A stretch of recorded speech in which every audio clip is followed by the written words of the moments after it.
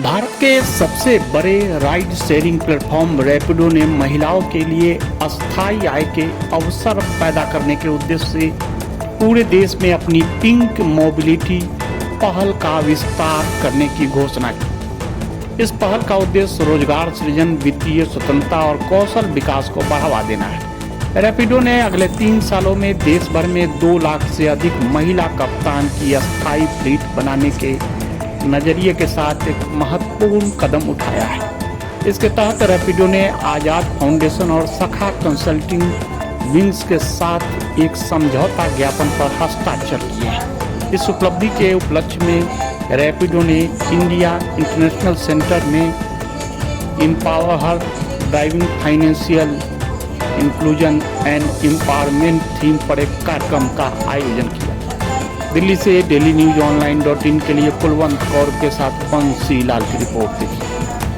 We are going as an economy. It's important that women also have a stake in this. So therefore, I will not take much time, and I will start with you, ma'am. Just our own personal experience. Why it is important for women to be economically independent and to become an integral part or be part of the economy in a very productive way. If you can share something. Thank you, and thank you to Rapido for the invite. देखिए, women का ये हमारे देश का नहीं है। आप विश्व में देखिएगा कि जब जेंडर इक्वालिटी होता है तो इकोनॉमिक ग्रोथ होता है देश की, जिसको बोलते हैं इंक्लूसिव ग्रोथ, सबके साथ सबका विकास। वो तभी हो सकता है जब हर एक का ग्रोथ हो।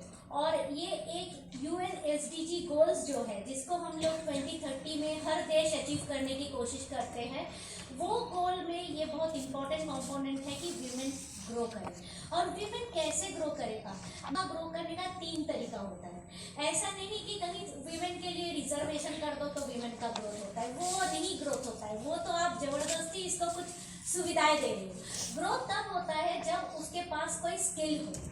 जैसे आज आप लोगों ने बाइक राइडिंग सीखे तो आपने एक नया स्किल किया। अगर आपने जो स्किल आप एक्वायर कर रहे हो वो आपको ग्रो करने में सहायता करेगी। तो ये एक ग्रोथ पाथ होता है।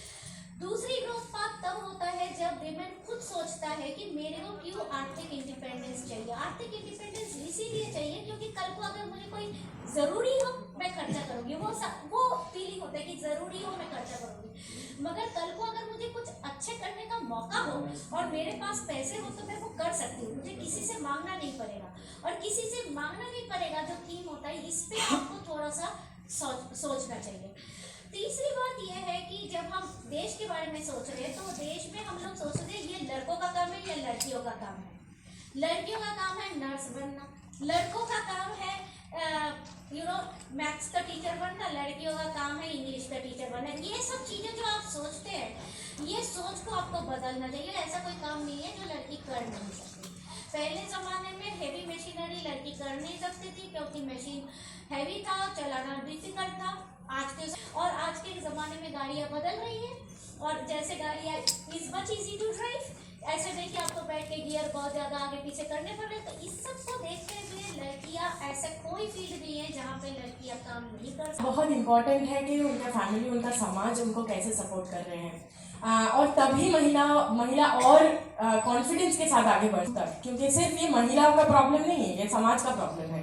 अगर हम लोग बराबरी की बात कर रहे हैं, हम लोग जेंडर पे गैप की बात कर रहे हैं और उसमें हम ये देखने की ज़रूरत है कि जो हमारे सामाजिक नियम हैं वो कहाँ है। और ब्रेक थ्रू हम लोग सामाजिक नियम को लेके काम करते हैं, हम जेंडर नॉर्म चेंज को लेके काम करते हैं।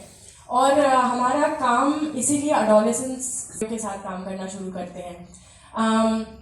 और हम जो मॉडल को लेके काम करते हैं उसको हम सोशियोलॉजिकल मॉडल बोलते हैं। और उसमें जो सेंटर में रहते हैं वो महिला या जो किशोरी हैं वो सेंटर में होते हैं। उसके बाहर वाला जो वृत्त है उसमें उनके फैमिली रहते हैं। क्योंकि फैमिली के सपोर्ट के बिना, अगर फैमिली सपोर्टिव ना है तो वो नहीं कर पाएंगे। उसके बाहर वाला जो वृत्त है वो है समाज। रहने वाली मतलब कुछ भी नहीं पता था कि कैसे क्या होता है क्या नहीं होता, बस घर फैमिली अपना घर देखना, बच्चे देखना और कुछ नहीं। लेकिन जब प्रॉब्लम घर से ही स्टार्ट होती है ना, और जब घर में अहिंसा होनी शुरू हो जाती है, तो धीरे धीरे वो जो सोचने की हमारी वो होती है ना, वो धीरे धीरे ख़त्म ही होती जाती है। लेकिन फिर उसके बाद में जब लगता है कि हम भी अगर थोड़ा सा अगर अपने पैरों पर खड़े होते तो शायद हम भी पैसे कमा लेते या अपने बच्चों को देख लेते या किसी से पैसे नहीं मांगने पड़ते। तो जब मेरी लाइफ में भी ऐसा ही हुआ था, तो जब मैं काफ़ी परेशान भी थी, तो मैं पता चला आज़ाद फाउंडेशन के बारे में, तो मैंने भी यही सोचा कि नहीं, गाड़ी चलाना एक लड़की का काम नहीं है। मेरे दिमाग में भी यही था सबसे पहला शब्द कि गाड़ी चलाना हमारा काम नहीं है और ये बस ऐसे ही बोल रहे हैं। तो मैंने पैम्पलेट भी दिया वहाँ पे, मुझे मतलब पैम्पलेट भी दिया, वो भी काफ़ी 2-3 महीने ऐसे ही पड़ा रहा। लेकिन फिर भी मेरे दिमाग में आया कि नहीं, एक बार जाकर तो देखना चाहिए, क्या पता उससे मुझे थोड़ा सा आगे बढ़ने की कुछ क्षमता मिले या कुछ हो। तो मैं गई वहाँ पे आज़ाद में जाके मैंने जब देखा तो वहाँ पे ना लड़कियाँ कंप्यूटर पे कर रही हैं, कुछ ट्रेनिंग ले रही हैं, तो मुझे बहुत अच्छा लगा कि हाँ, सच में ये लड़कियों के लिए भी बनाया है। और